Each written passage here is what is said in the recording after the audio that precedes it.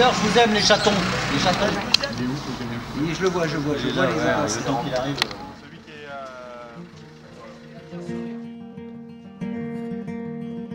Ah, quand il n'y a plus rien à pécho, on est plus calme, hein.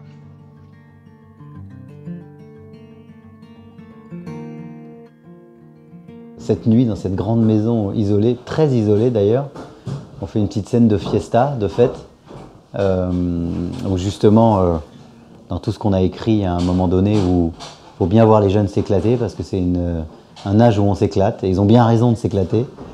Mais justement, c'est pour leur montrer qu'il y a, à un moment donné, quelques limites à pas franchir. Donc on a essayé de recréer une vraie fête, comme on les imagine, comme des fêtes qu'on a fréquentées, quand on était plus jeune. On fait ça avec cœur.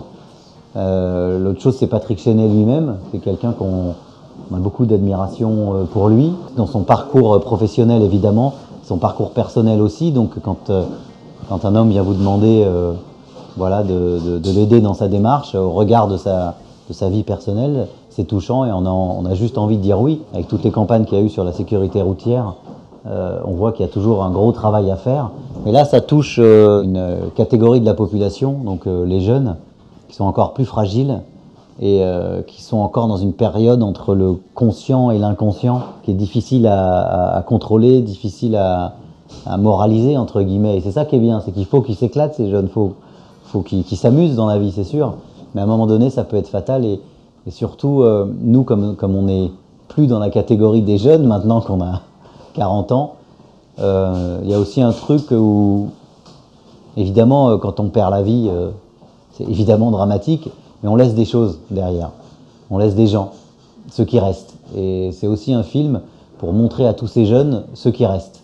On voulait montrer la vie, quoi, on voulait vraiment recréer une bande de potes. Et c'est vrai que dans une bande de potes, il y a toujours un mec motivé, toujours un mec qui est là à tirer les autres, à déconner, à embarquer tout le monde comme ça.